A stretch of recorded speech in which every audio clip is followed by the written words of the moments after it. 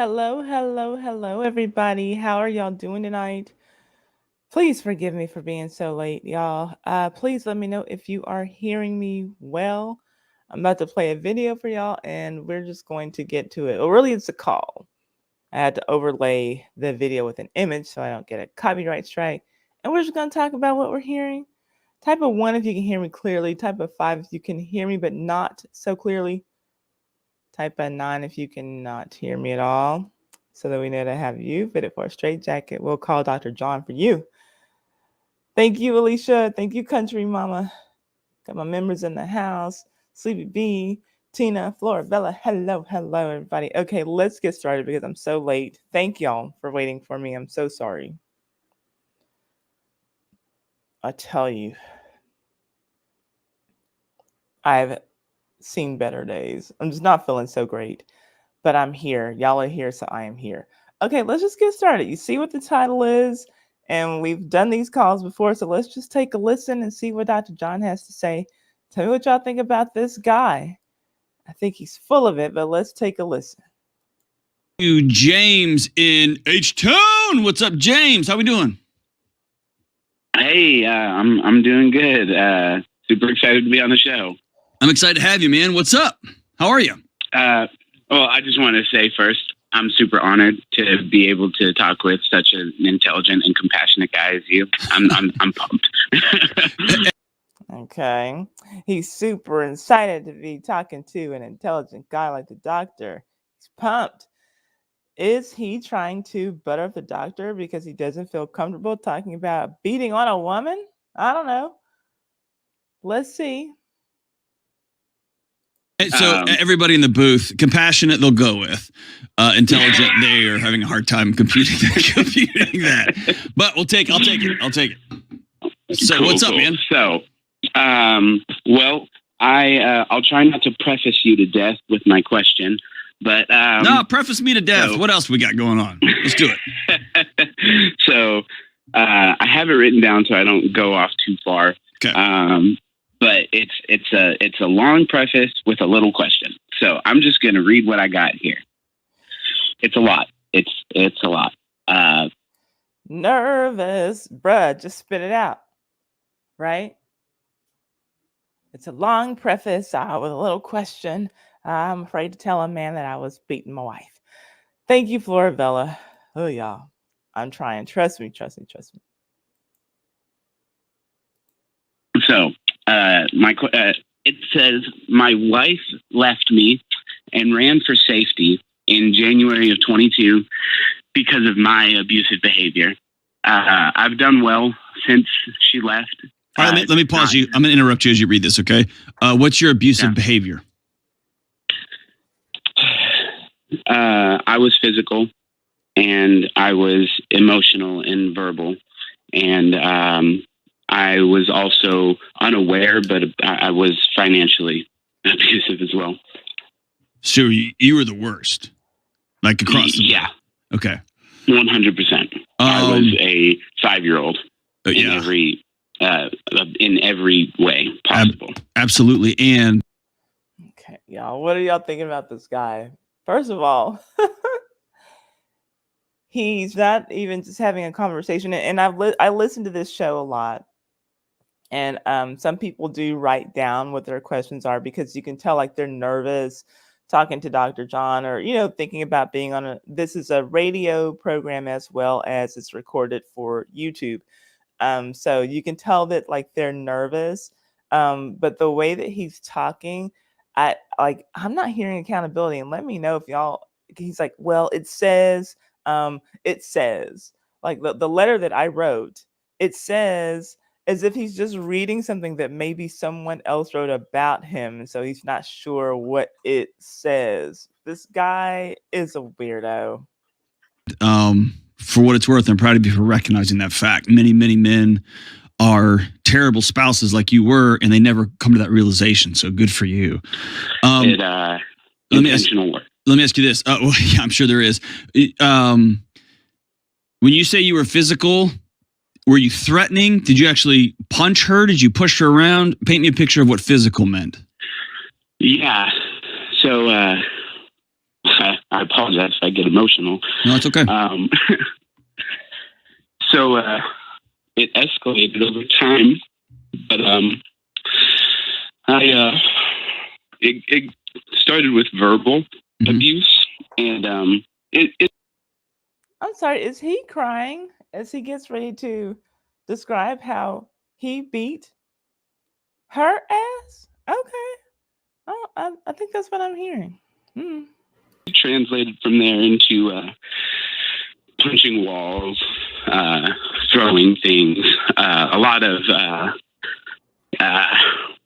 escalation over time, ways that I didn't behave, that I hadn't recognized since late childhood.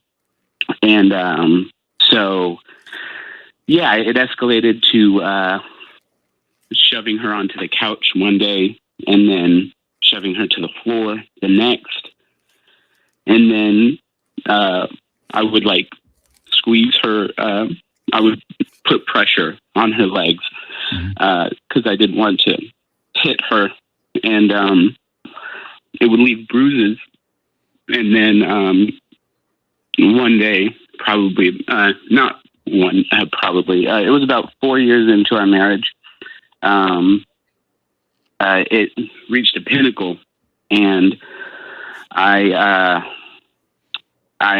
slapped her in the face, and I spit in her face, and I shoved her to the ground, and just pressed my arm into her leg really hard.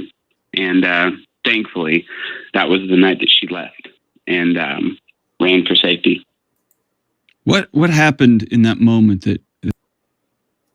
That's a lot. That's a lot. Like, because the rest of it was bad enough. He'd already been pushing her on the couch, pushing her on the floor, but like, and then it all erupted. Like it was all bad before, dude. But I guess that was the worst. That was when she finally got scared enough to leave. But none of that was okay. But okay. That you responded in that way. What had built up to that moment? It was a lot of buildup. Golly. I was wanting her to come pick me up from a walk, and she couldn't find me. And so I got mad because she couldn't find me. She eventually found me, but I just wanted to walk. And mind you, I was in a deep, I had, in the last 6 months prior, I'd spent probably our entire savings on my marijuana addiction to try and run away. We moved back to my childhood town. Okay, it's just getting worse and worse, right? It's just getting worse and worse. But I don't feel like he's answering the doctor's question. The doctor is like asking what led to all that. And I kind of felt like the doctor, and y'all tell me if you're hearing it differently than I am. I kind of felt like the doctor was asking what led to all of that, like in general.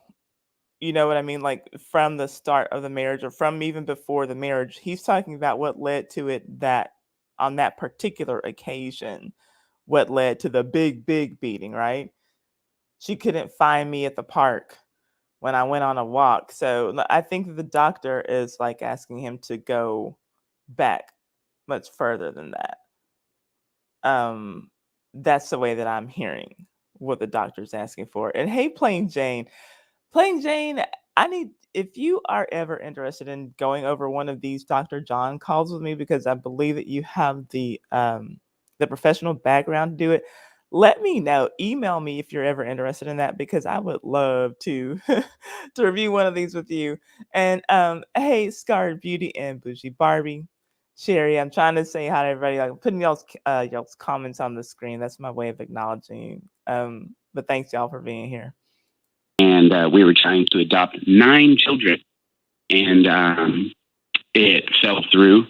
And we were, our marriage in the process fell through. And thank God that fell through. This fool who just described beating his wife for something that sounds like it was his fault, frankly, um, was upset because he couldn't adopt 9 children. This fool who said that he had a major marijuana addiction was upset, and it put a monkey wrench in their marriage. They could not adopt 9 children. I don't know who's over the adoption agency, but thank you. I was around all of my childhood triggers, and every day I was just running away more and more. And that day I was trying to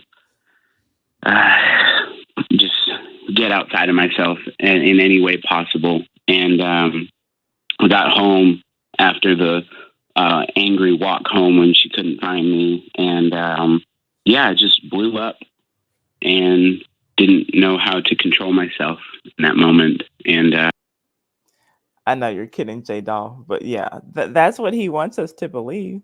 He's the victim.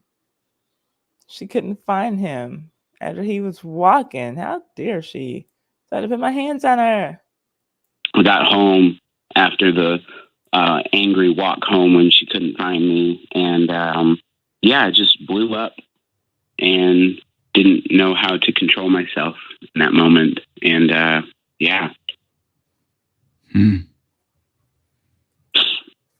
So I have to be honest with you. Guy to guy, husband to husband, me being the dad of a 6-year-old little girl. There are some things I want to say that wouldn't help the situation, but it would make me feel better. And so I need you to know, and on behalf of everybody listening, I'm not going to say that stuff. It's not going to be helpful to this conversation because you know, right? I wish he would have said the stuff, right? Because if it's just laying into the guy and calling him all kinds of names, I'm here for it, Dr. John. Why don't you just say the things that are on your mind? Yeah, and pressure on her legs. It sounds like okay, it sounds like he's saying he was choking her legs. Like he said, because he didn't want to hit her, so he was angry, so he put a lot of pressure on her legs to the point that it left bruises. That sounds like he's like in effect choking her legs.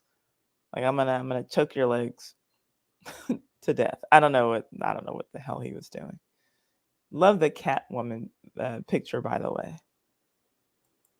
I know, and many people have told me. My mentor told me, and I've had lots of people tell me what I imagine you would want to tell me.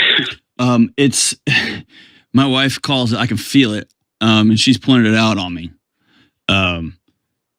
She recognized back in college, she would grab my arm and say, we need to leave wherever we were. Like, we need to go right now. And I'd be like, no, I'm fine. And she would say, she eventually told me, she wouldn't tell me my tell early on, but she would say my jaw clenches in a certain way, that you're about to get in a fight, you're about to do something stupid, we need to go right now. And I could feel it on me now. And so I'm not going to start a fight with you. I'm not going to try to be tough because we're just on a phone call here. What I want to start this call with is this, or not start this call, but I want to make sure I put this out there. You can be around childhood triggers. You can have some really cool expectations for your life, or some insane ones like adopting 9 kids. Thank God that fell through. Yeah. No, those 9 kids had no business going to an addict, abusive home, right? Yeah. I don't care how many triggers you are. I don't care which family members you're around. I don't care what childhood friends you end up with. I don't care any of that crap. You have a choice to make in every moment of your life, right? Mm-hmm. Awesome. Okay, so you were abusive. Thank God your wife left. She took off on you as she should have. Are y'all? This is a lot, y'all. I really do, just for my sake, and I think for the sake of us listening, I wish that Dr. John would have gone off, because I've heard him go off before. You know, we've heard him drill these guys a little bit before, and I like that about him. If anyone deserved it, this guy does, because I'm not really hearing a bunch of accountability coming from this guy. especially when he gets around to what it is that he really wants and why he really called this show. But he's saying that his mentor, telling him about himself. I don't think that his mentor is telling him enough about himself. I don't think so. And thank you, Isis. Shout out to Isis for dropping the magnifying glasses. Curacao gave us the name on this channel, Ty's Hot Mess History. We are the time. And, because we dig around in folks' business, I think that the magnifying glass is a perfect emoji for us. So if you are part of the time, drop some magnifying glasses for us. This live stream is just for fun, but we dig deep into the old facts to bring y'all the old school news, so to speak. So if you're down with us, drop some magnifying glasses in the chat. Here we go. Divorce. I'm proud of her.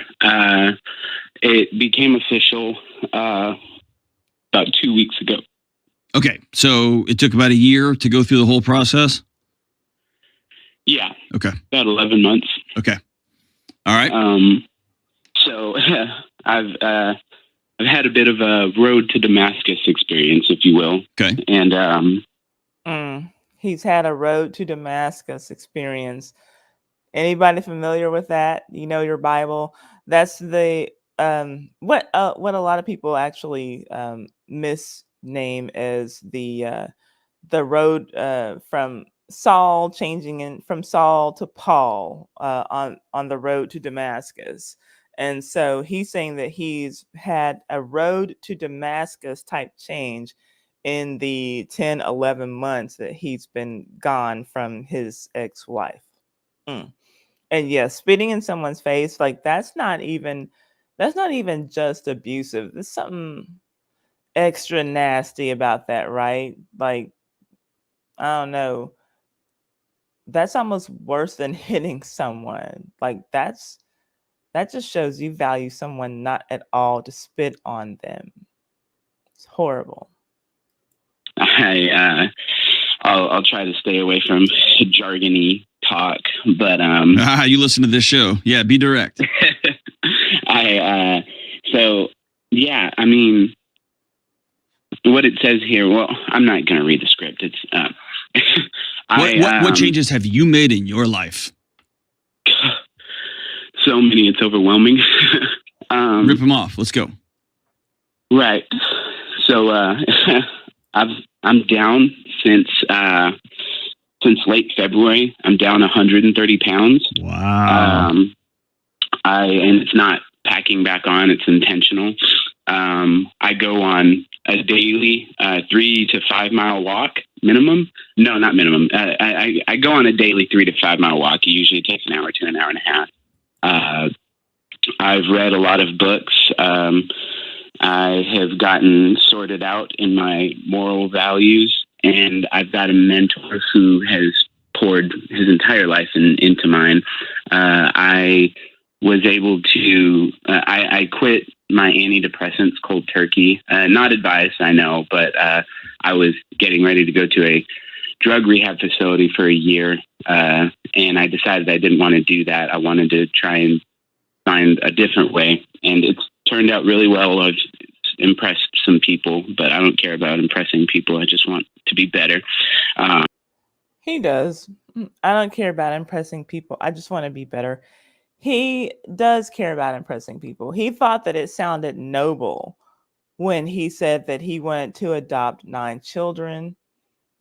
He can't wait to rattle off all these things that he's done since his wife left him, which he'll refer to her as his wife, not his ex-wife, which she is, which to me says you still think that she's something you own. He super cares about impressing people. And yeah, congratulations on losing 130 pounds. That's no easy thing to do. I can only imagine. I've never had to lose that much weight. I've lost 40 pounds before. That was not easy. But he does care about impressing people. He's a liar. I have been able to maintain employment for a long time, longer than normal. I have been able to... 10 months? Yeah. That's not a long time. But... Thank you. Okay, so they've only been separated or been apart from each other for 10 months. Did y'all just hear this fool said, in addition to all of the many things he's accomplished, he's held down employment longer than, for a long time, longer than he ever has. You heard Dr. John. Now, I do appreciate that. He said 10 months. Yeah, that's not a long time, bro. That's not a long time for holding down a job in adult world, in adult land. A long time is a few years, bruh. But thank you for pointing it out, Dr. John, because I feel like Dr. John went way too easily on this guy. It's longer than you have in the past, right? It's largely longer than most any other job I've had. All right, we'll go with that as a win. Keep going. I started going back to school to finish my bachelor's degree. Okay. I started my business back up. That was another thing that led to a ton of depression because I didn't have my business running and I was just really futile, living an aimless life.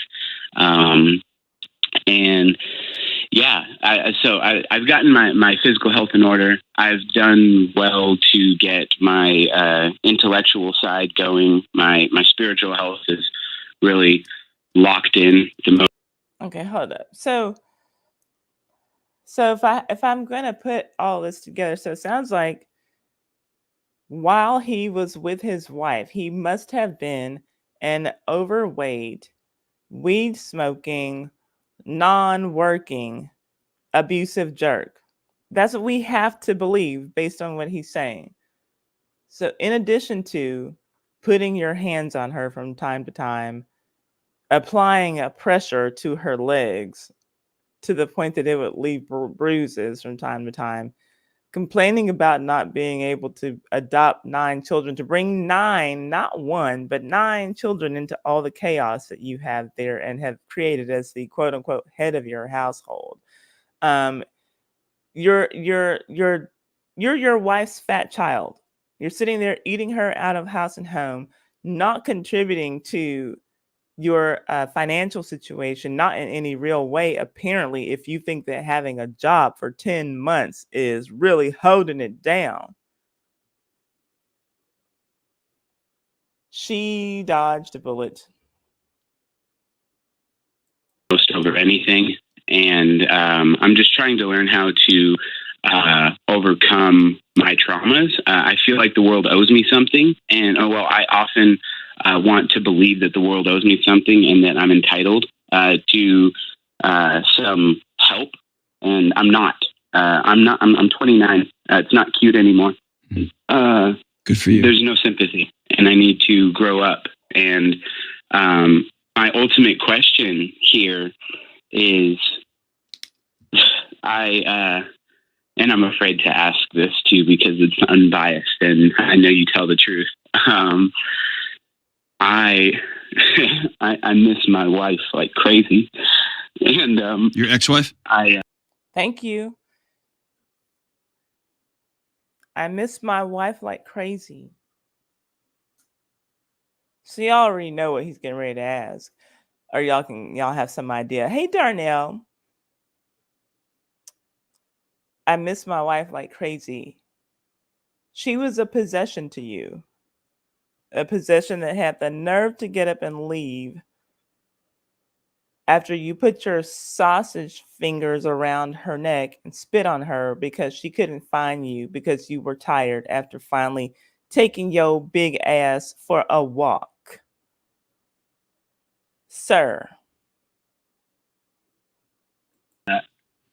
Your ex-wife?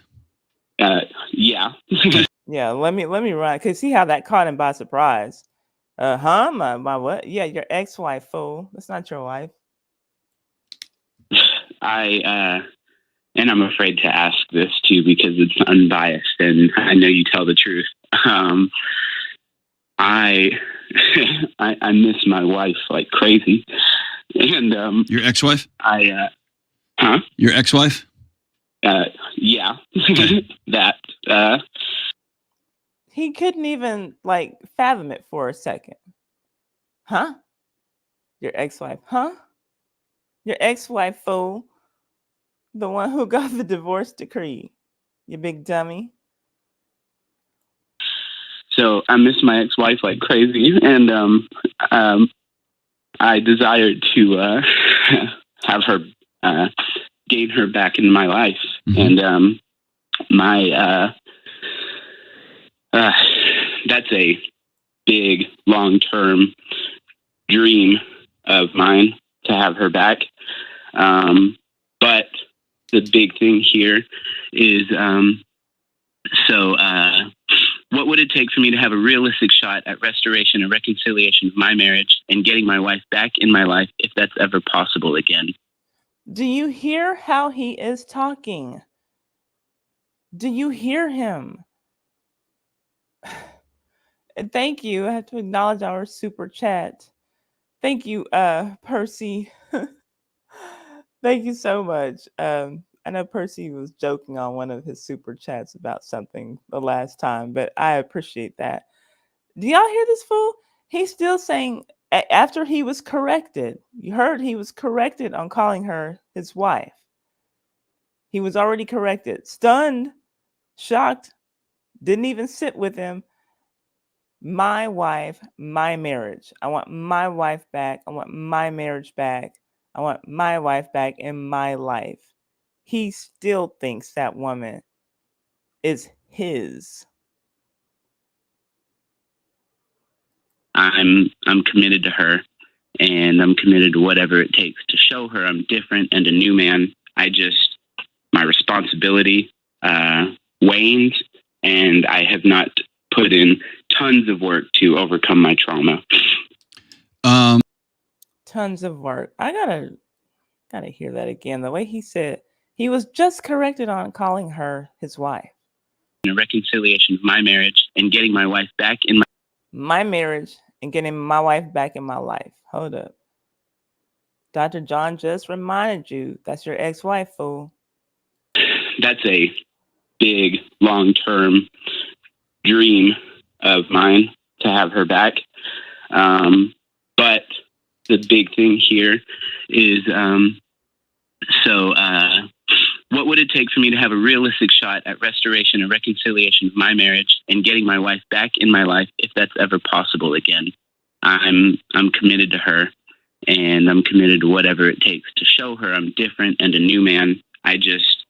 My responsibility waned, and I have not put in tons of work to overcome my trauma. I'm not going to beat you up for wanting to get the woman that you love back. That makes sense to me.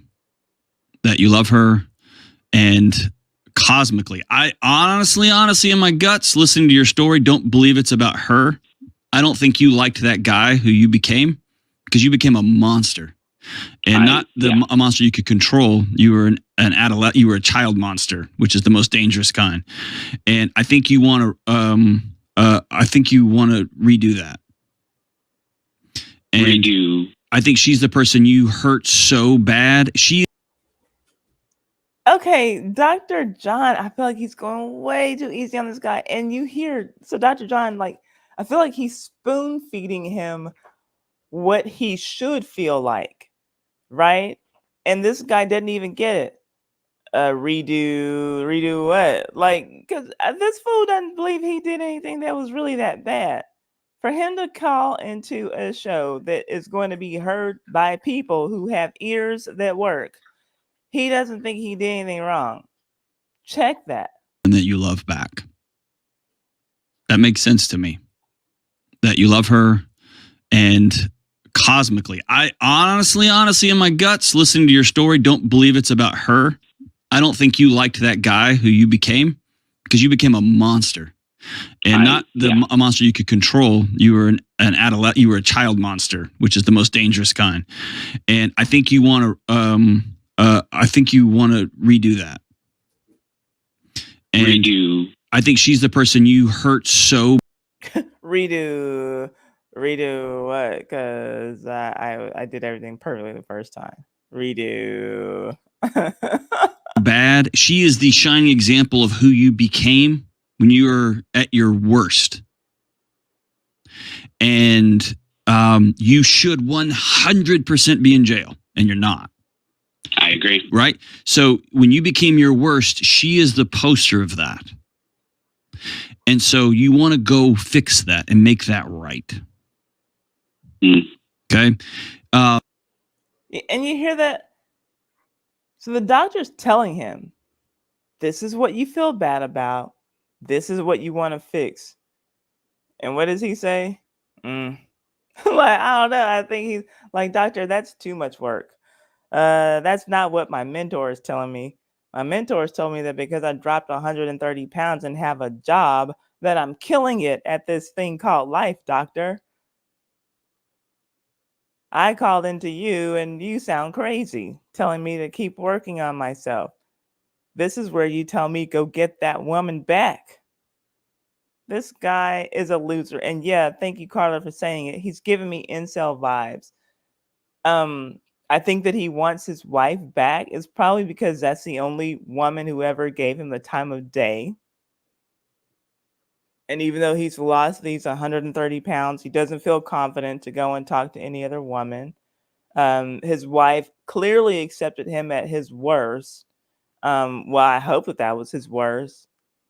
Smoking weed all day, putting his hands on her, and being 130 pounds. So he thinks that, if she accepted me like that, then she'll just, love me like this. I have a job now, said the 15-year-old. I have a job now. I've been holding it down for 10 whole months. And I'm down 130 pounds. You got to take me back. That kind of a loser, he knows that he lucked out in being able to get any one woman to begin with. So he has no plans on going and figuring out how to get into this crazy dating world as a 29-year-old man who's a loser. But I also agree. So Plain Jane, she's speaking from a professional point of view that the doctor knows that giving him a verbal lashing will more than likely make the guy defensive and argumentative. I do believe that. And I admit, I don't have any background in anything that has anything to do with anybody's brain or mind or making them feel better or, about themselves. I wanted Dr. John to do it for me. I wanted Dr. John to lay into this guy like he has before on other people because I just feel like this guy deserved it. He doesn't have any accountability for what he did, even to this day. But I feel you, Dr. Jane. I accept your professional opinion on why the doctor's going so easily on him. He probably would have dropped the call, I imagine, because this guy hates accountability. So I don't fault you for that, not even a little bit. Thankfully, that's not your choice. Yeah. You've impressed me greatly with the work you've done. Very, very impressive.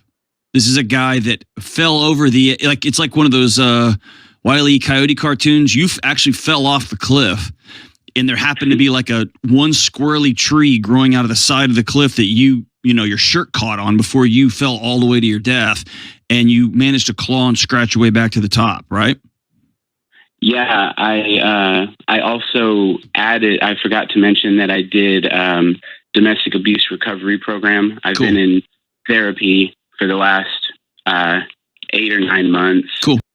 Hold on. So what are they telling him in this program? Domestic abuse recovery program? Is that what he said? What are they telling him there? They can't be. Please tell me that whatever program this is, they're not sitting around telling a bunch of guys who are standing up saying, hey, my name is James. I beat my wife. Hey, James. Hey, my name is Larry. I beat my wife. Hi, Larry.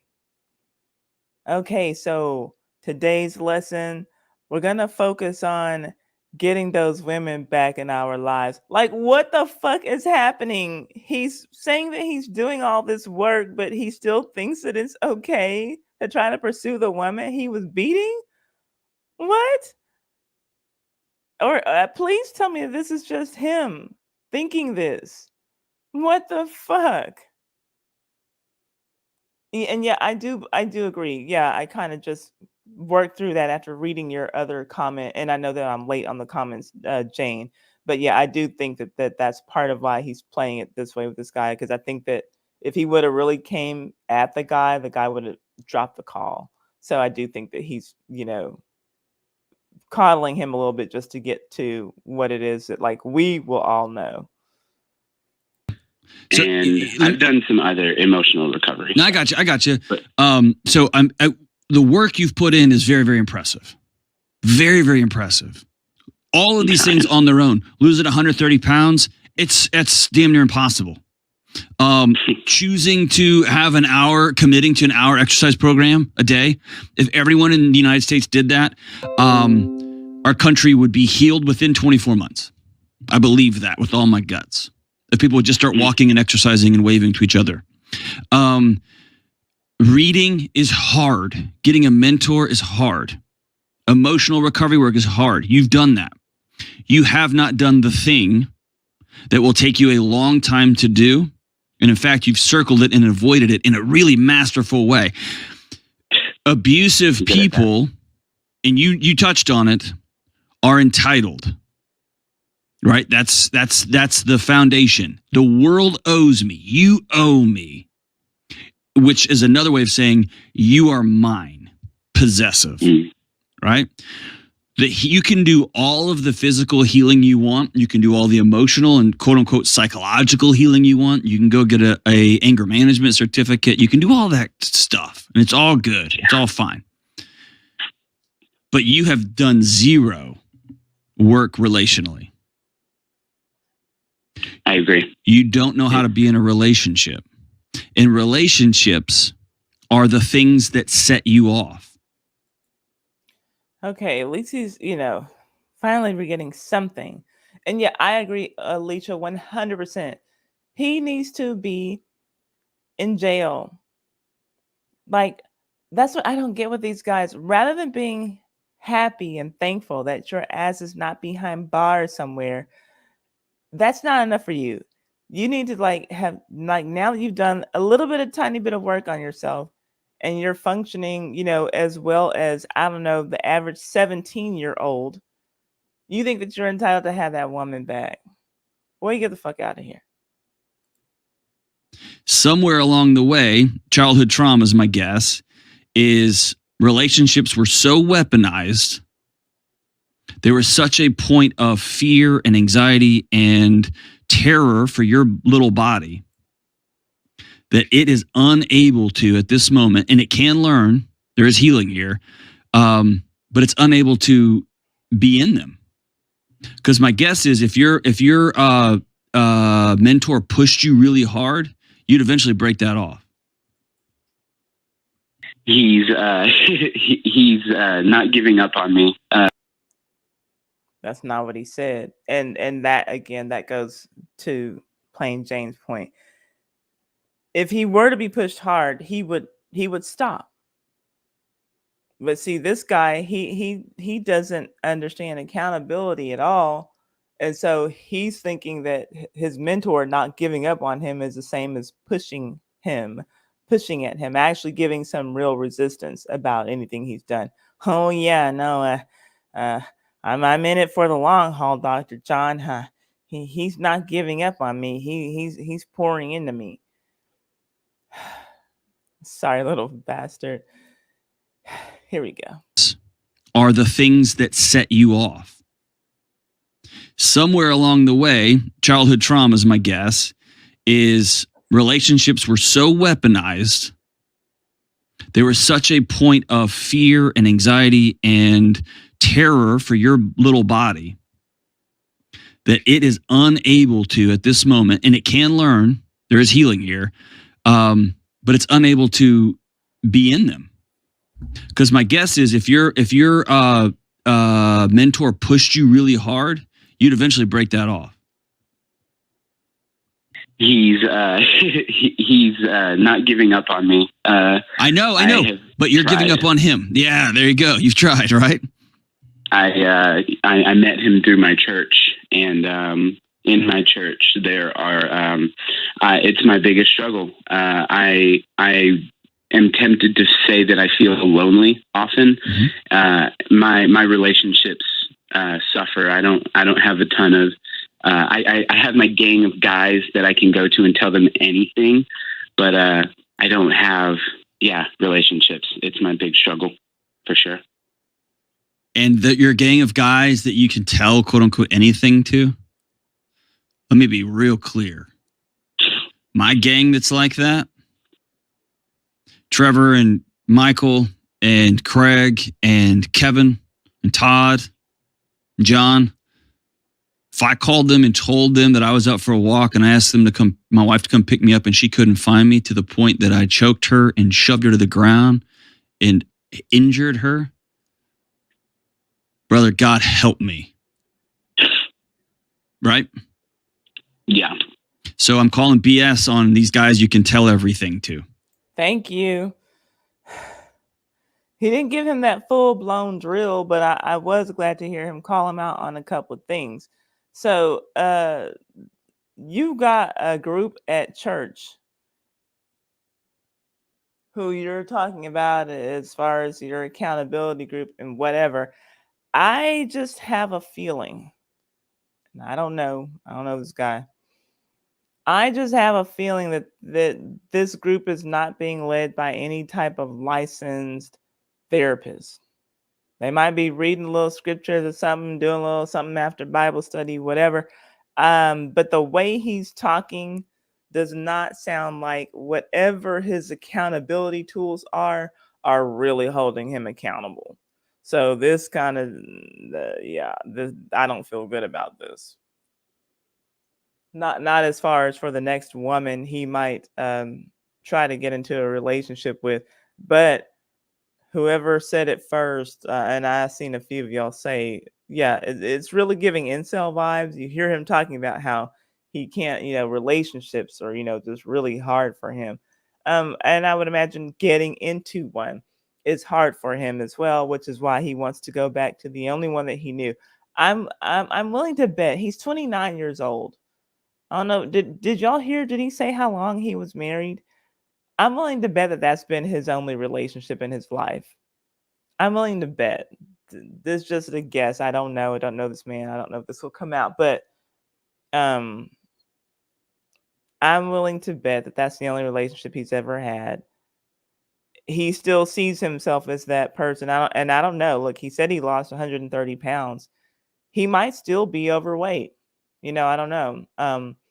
But I'm willing to bet that he still sees himself very much as that person who had the extra 130 pounds and therefore not worthy to, talk to other women, because he's not worthy of talking to other women because he's an abusive piece of what. But he's putting all that emphasis on his appearance. And so he still sees himself as that guy.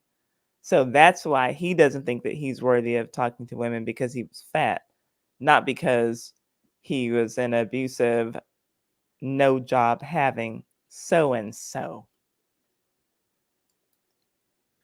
I didn't have them prior. Okay. So you are practicing being in relationship. Here's all I'm telling you.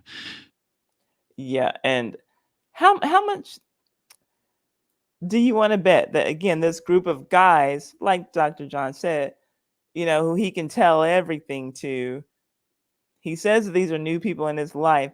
How much do you want to bet that they don't even know the real deal on everything that he did to that wife? I can tell these guys anything. Get on the phone and tell them that you beat your wife because you were tired after a walk and she couldn't find you. Tell them that, and let's hear what they think. Are they still going to think you're a great guy? My wife to come pick me up, and she couldn't find me, to the point that I choked her and shoved her to the ground and injured her. Brother, God help me. Right? Yeah. So I'm calling BS on these guys you can tell everything to. I didn't have them prior. Okay. So you are practicing being in relationship. Here's all I'm telling you. Number one, doing all of this work with a goal to get back with an ex-wife who you were highly abusive to is not the point. Because all of this hinges on something that's out of your control. which is her choosing somewhat psychopathologically to get back into a relationship with a guy that's physically and emotionally and psychologically assaulted her over a long period of time. Yeah, I'm with you, country mama. He needs to be alone. He needs to be thankful that he's not in jail and just be alone. Okay. You have to do this because you're worth being well and stopping this madness from taking another inch of your family tree. And you still don't believe you're worth all of this. I agree, Darnell. He is a liar and he is fake. And look, I don't know him. I can't read minds. But I have a feeling that his sighing, because he does strike me as someone who does not know how to control his emotions, I feel like he's doing that heavy, deep sigh because inside he's upset that Dr. John is not giving him the tools that he needs to go back and pursue his wife the way that he sees it. We know that that's his ex-wife, but I feel like he's like frustrated on the other end of that phone. And he's like, well, when's he going to tell me what to do to get her back? Because that's how he thought. For him to even make this call, he thought that there was going to be a chance that Dr. John was going to be able to tell him, yeah, so these are the steps that you take. And yeah, it's going to take 6 months probably, but I want you to do this, this, that. And then you go to your wife, not your ex-wife, because that's not how he sees it. Then you go to your wife, and then you tell that woman that you're ready to be the man she needs or whatever. That's what he thought. I think that he's frustrated because this is not going at all the way that he wants. He has that much audacity. That's what I'm saying. That's why he's breathing out hard. Or because maybe he still got a lot of excessive weight. I don't know. I'm going with, yeah. He's not liking how this call is going. Stopping this madness from taking another inch of your family tree. And you still don't believe you're worth all of this. You don't. Some days I do, but not largely. No. Yes.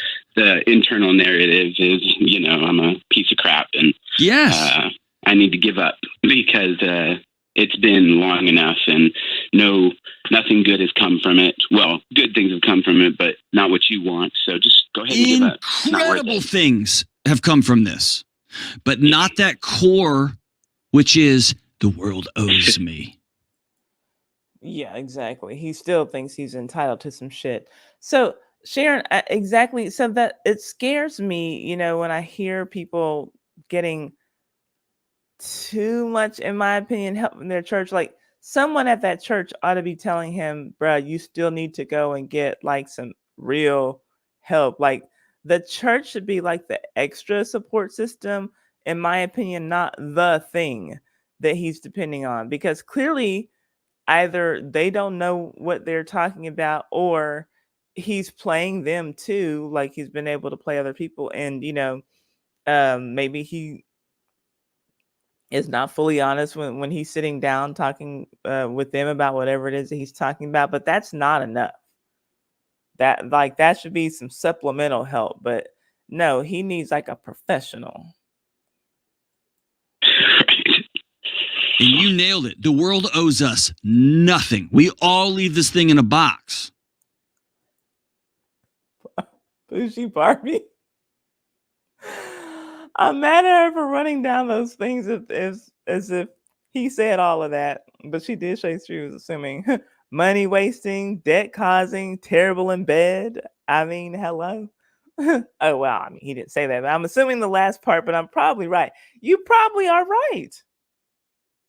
You probably are right. I mean, I don't know how anybody's going to be, just excellent in bed with an extra 130 pounds on their bodies, So again, the woman is clearly already doing all the work to keep the household going because your ass didn't have a job.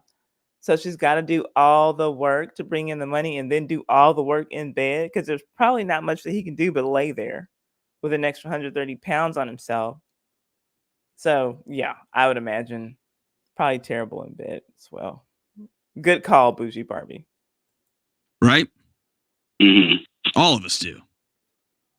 And so until you switch the dial from I'm doing all this stuff, and dude, you've done hard things. I'm doing this so that I can get my trophy back. Dude, I'm telling you right now, this ends in ash. If you do this because James from Houston is worth going to bed at night without any meds, James is worth sitting around with a bunch of guys laughing. James is worth getting upset and having a set of tools in his toolkit to not rage out on his poor wife who just was trying to find him and he gave bad directions. Or she sucks at reading a map. Who cares? Right? Until you believe that, all of this is you just this is just a long exercise in white knuckling. That's what Right? it feels like. It feels like a never-ending striving. You know why? Because you're still trying to achieve love, and you've been doing this since you were 6. Stop.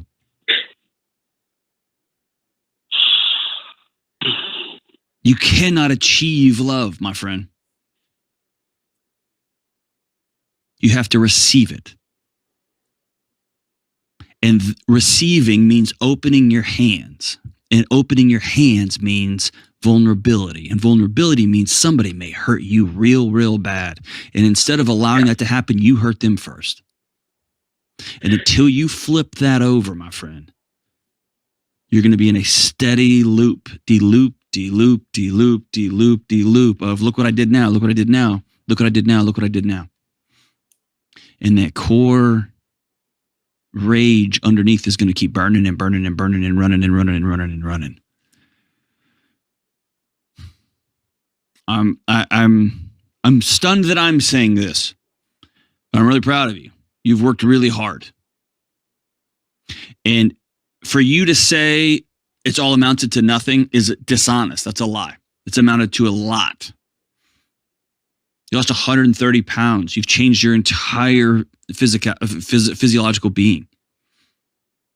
You've started practicing relationships, subjecting yourself to hard stuff. What I'm suggesting is it's time to put all of this work into the relationship side. Because you're not telling that group of guys everything. You're not.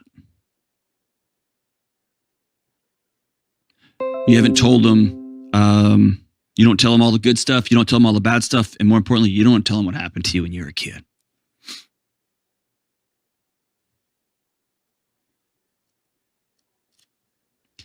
Grief demands a witness. The things that happen to you, you're going to have to look somebody in the eye and say them out loud.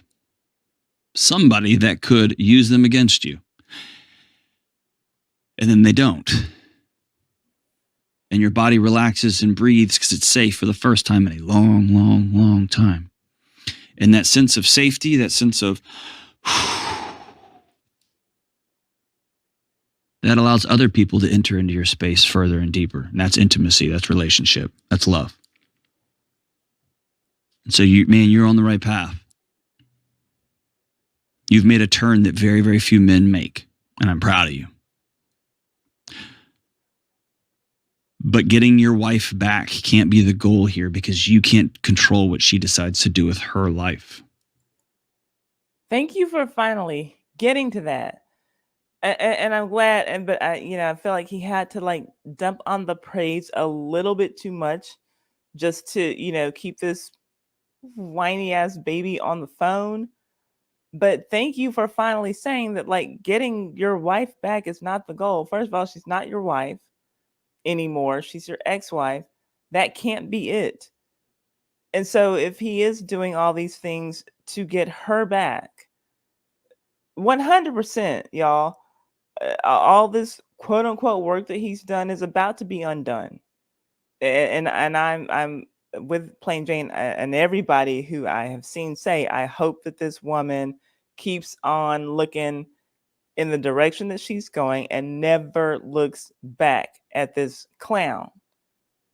But if he's doing it all for her, let's say that she were to get back with him. This guy, he still doesn't understand accountability. He still hasn't had the therapy that he needs. he's going to slip back into his old habits. He's going to get tired of working. He has her back, so she'll get to working again. He's going to start laying around, eating up all her food, gaining his weight back, and then get upset with her, and then putting his sausage fingers on her again, bruising up her body again, and blaming it on her somehow because he doesn't know how to take accountability for anything that goes on with him, anything that he does. So no, like getting her back and doing all this stuff. I'm not even gonna say that doing all this stuff is good because he's still doing it for her. Because he knows he can't get any other woman, right? If he's like got a job now at 29, he's holding down a job for a long time for the first time. He's not earning a ton of money, whatever it is that he's doing, right? So in this day and age, and he's in Houston, we got oil men around here. These young women, they're gonna want some money. They're not gonna be impressed that this 29-year-old man is finally holding down a job for 10 months at Office Depot. Finally got 130 pounds off of his butt, and it's coming back on. 100% everything that he is doing is going to be undone if he does not get into some real therapy and start learning some real accountability. That weight's going to come back with a vengeance. So is his marijuana addiction. So is everything else bad about him if he does not learn to start taking some accountability. But thank you, Dr. John, for finally saying he can't have his wife back. All you can control is you. And hear me say this. And if you're watching this, I'm looking directly at the camera. You're worth this. Do this for you. Do this for your mini yous, MINI, the little Jameses that come down the road. They're going to be born one day. So that them and their spouses never experience this. Learn relationship and learn love. And maybe your wife will call you back, or your ex-wife will call you back one day. Probably not. Maybe. But that's not the goal. Loving you is. Yeah. So again, I feel like he's way, way, way too easy on him, but I understand like he has to be professional. He is a doctor. I am a YouTuber, right? But y'all, what did y'all think about this? This is crazy to me. We're at our hours. I'm just kind of going through some of y'all's comments. Gosh, I'm with y'all. Everybody who's saying that y'all hope that she stays away from this guy, I'm 100% with y'all. 100%. He's giving stalker vibes. Yeah, like I don't, and he might be the type who would stalk her, but he definitely does not give me the impression that he's going to move on to some other woman, right? Which, I mean, even that is a good thing too. He doesn't need to be around any woman, but he's just in his mind, he's gonna get his boo thing back.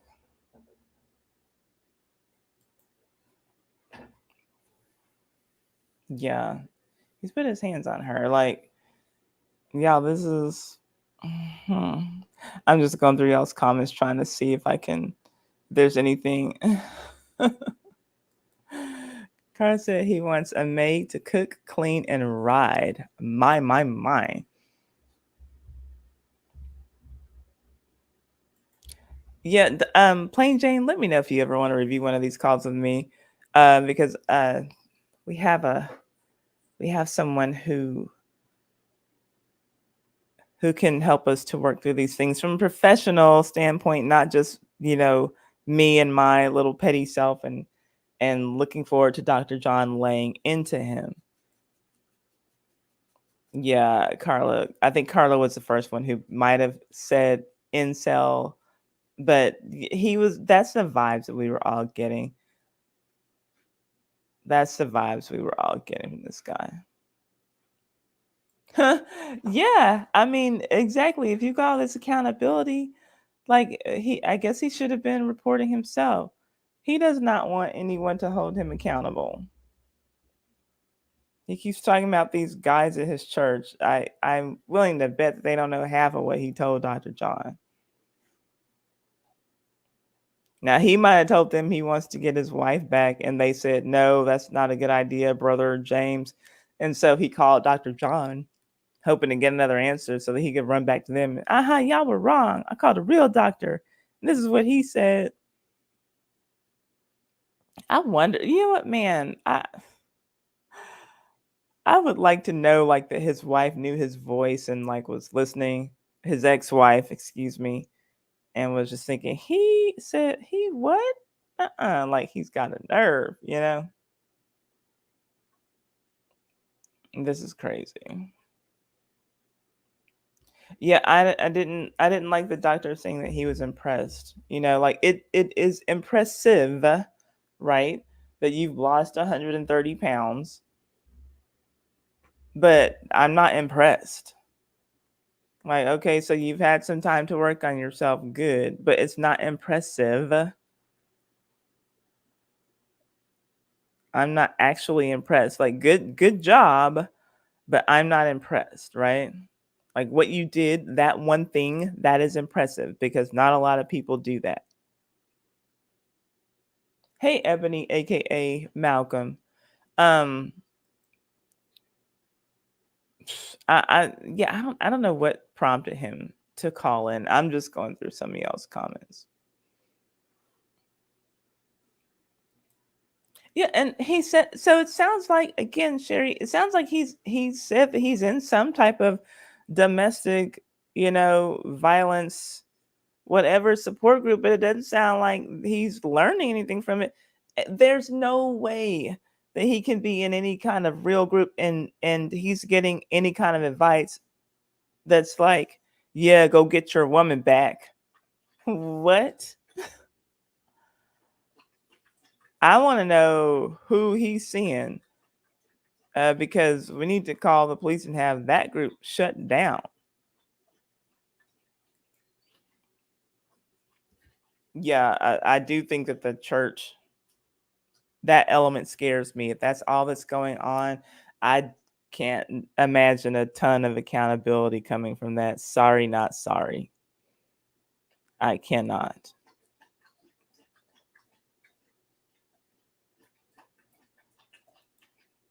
Oh, you're saying that the people on that show are mean? I did not know that. Thank you, Brian. Brian says, love your stories and soothing commentary. Thank you so much. I appreciate that. Yeah, they are definitely not holding him accountable. They're not.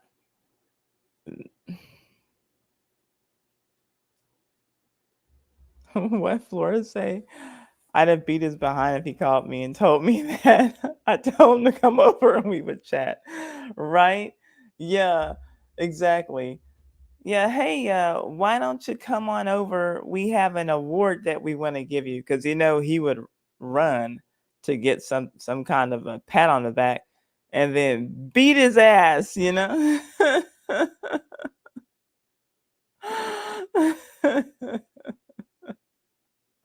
This is so terrible. Hey, Kevin. Kevin's in the house.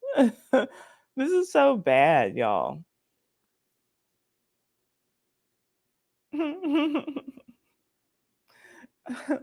Oh, white knuckle.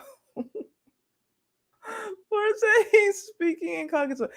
So like, like when you grab something really, really hard, like when you're straining to hold on to something, that's what, and like, if you look at your knuckles, like, because your skin is like away from, like, being pulled away from the top of your knuckles, so it's like white under there. That's what he meant in that moment. Like, gripping. Oh, well, hello. Duh, I should have known that Jane would help us out with that. Our pop music lover, like myself. But yeah, so yeah. Dr. John, I think, forgets sometimes, he's got Got a lot of people watching, but a lot of his pop culture references are like 80s rap music, which that's something that I appreciate about him. Hold on, Indy, go away. My dog, she's sniffing around me for treats. But yeah, I hope that, yeah, like he has no way to get a hold of her, because he's so dumb and out of touch. He would probably be like sending her the call into Dr. John's show, like, "Hey babe, look, I was thinking about you, and I love you so much that I called into Dr. John today and figured out how I could get you back," because he's a fool. Yeah, so I just hope that she doesn't take him back.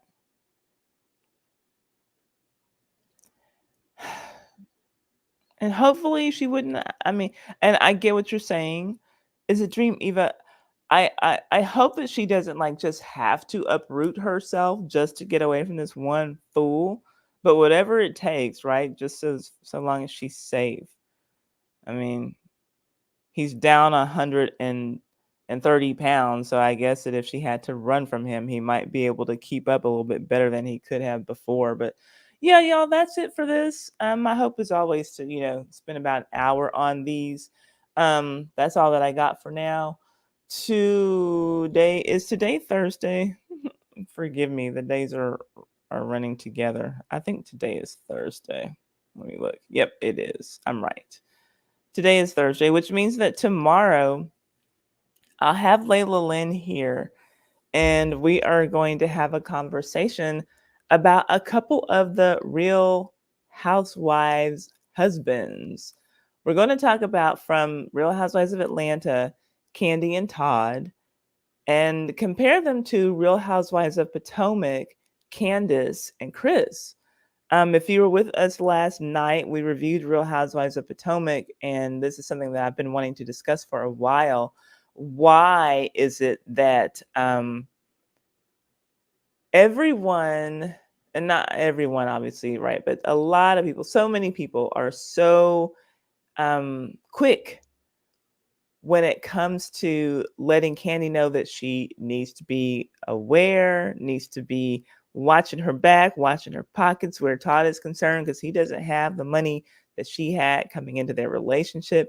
And Chris Bassett, Candace's husband, in my opinion, deserves that same smoke. He deserves that same heat. And in my opinion, in all honesty, he came into that marriage in a much worse position than Todd did. Todd wasn't making the money that Kandi was making, but he still had a high profile, high paying job. It's going to be hard for Kandi to find somebody who's got her kinds of millions. Not saying that I like it, because I just don't like for women to marry down financially. It just never works. Like this thing that we were just watching, this woman making all the money, this man sitting up laying on her, eating up all the food, getting all mad, and then putting his sausage fingers on her. Men's egos are tied into the money they make. I'm sorry. In this society, this capitalist society, it's important, in my opinion, for men to out earn their women. Now, that being said, however, I do feel like Chris Bassett, I feel like his being white is what saves him from a lot of the scrutiny that Todd receives publicly. And that nobody really looks at the fact that Chris Bassett is a baby daddy to 3 kids, and did not come into the marriage with any money, and literally lived in a place that Candace's mother paid for. What man does that? But I want to talk about it. So Lailah Lynn is going to be here with me tomorrow to have that discussion. And then we're going to go over to her channel, and we'll talk about something on her channel right after that. We're going to start that at roughly 5 o'clock p.m. Central Standard Time. Tomorrow, 6 o'clock Eastern Standard Time. We'll start on my channel, then we'll go over to her channel. We'll set up the redirect so that when the stream ends, y'all can just press, hey, take me over to Lailah, and then we'll all be over there on her channel. And then I'm still working on your latest scandal to bring you on Monday. And I'll probably live stream again on Saturday. Saturday, I'm not sure, but I know that tomorrow for sure I am live streaming. So thank you all for hanging out with me tonight. I appreciate that. Look, everybody loves the Lailah song, right? Yes, and I will do another one of these. I like reviewing these calls. Thank you, Danny. Or is it Donnie? Frank? Is it Danny or Donnie? I'm sorry. I do enjoy reviewing these, so we will do this again. It was either going to be this or I had another topic, but it's going to take some participation. If you are a dark skinned woman, especially a dark skinned woman who is a content creator, and you would like to have a conversation about Cap Calloway and his promoting dark skinned dancers at the Cotton Club, is that a win for dark skinned women or not?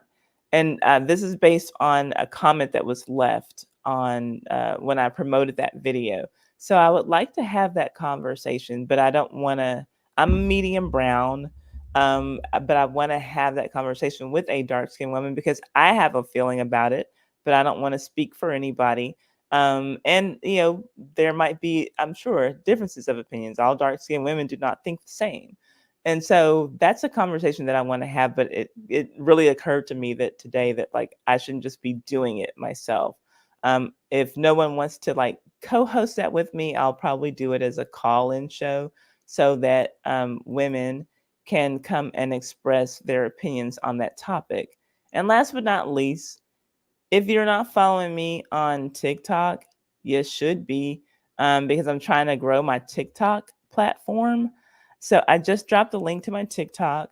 If you'll follow me on TikTok, I do follow back. Just leave a comment on one of my videos letting me know that you are from my YouTube channel so that I'll know to follow you because I do have organic followers on TikTok. But if you're from my channel and you want to follow back, there are people who are in this chat right now who will let you know that I do follow you back. Just leave a comment on one of my videos to let me know you're from here, and I'll follow you over there. And let's see. Yeah, so that's all that I have coming up. But just email me if you're interested in doing that. Or if you would consider calling in. I do want to have that discussion based on a comment that I saw. And I'll go on and tell you what the comment was. Something like, well, I'm not gonna, jump up and praise Cap Calloway for doing, for getting dark skinned dancers in the Cotton Club, because look at his wife, look at who he married, and look at his kids. And I personally did not agree with that comment. But that's me and my experience, right? And I think that what he did was a good thing. And I think that we need to take our wins where we can get them and stop thinking that everyone has to sleep with someone who looks like us in order to get a gain from them. That's my thought on that in a nutshell. And I also don't believe that Cab Calloway is entitled, or I'm sorry, not entitled, but should feel obligated to sleep with anyone he doesn't want to. But the argument I always hear people talk about with colorism, especially from dark-skinned men, is that, oh, what, you don't want nobody to look like your mama? You know, but Cab Calloway, he looks like a mixed race white man. He was probably biracial himself. So chances are that his mother looked, like she could have been white passing as well.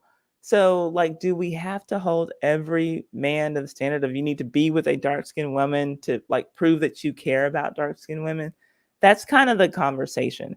So, if somebody like would like to, add something to that, um, email me. My email is in the description box on almost every video. So just email me and let me know that you'd like to participate in that so that we can have that as, a fun panel discussion. Hey, Sunnyside 1984. Thank you for coming to your first live ever. Just got here 15 minutes ago. I forgot. I saw you left a comment saying you hated me for something. Oh, I think you attended one of my Ty's Masterpiece Theaters. Hello. Shout out to my Masterpiece Theater. My goal is to bring y'all one of those every month because those are fun. Y'all do get a kick out of it. They haven't to this point gotten a ton of views, but I think that once people catch on to my reenactments, that it will catch on like wildfire. So let's see. What I do agree with that. take. Oh, you know what? And Kevin, maybe if you are interested in being on that panel because you are a Black man, so maybe we could even, hear your perspective on that as well. I think that it would be an interesting conversation to have. Like, is there an expectation? Um, and it kind of just occurred to me too, the whole, well, Shannon looking at like your mama, when do we really want to be with people who look like our parents? Like I understand like reproducing Black people if you're a Black person, and I get that, and so it's not lost on me that some guys and girls, but I'm gonna say mostly guys, particularly do run away from, like, I don't want anything that looks like me. I don't want to reproduce anything that looks like. I see that happening too, so I won't be disingenuous about it. But like the whole, I think it's creepy that we keep putting, our moms into it. Oh, you don't want nobody to look like your mama. Your mama got dark skin. Your mom got nappy hair. Like, I don't want to sleep with my mom though, whatever.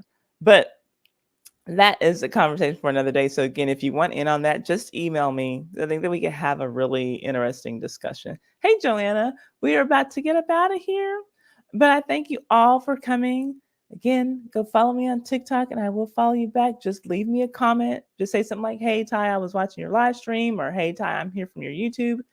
And that is my clue to let me know to follow you back. All right. And I'm saying you, Kevin, because you have a channel, and so it could be a way to promote yourself. So if you are interested, if you're hearing my voice, and even if you're listening on the playback, shout out to everybody who's watching the playback, and you're interested in joining me on that topic, just shoot me an email. That is all that I've got. I am late on everything because I started this late. So I'm going to say good night, and I'll see y'all the next time. Holler. Oh, wait. Shower the people you love with love. Yeah, that's all. Holler, y'all.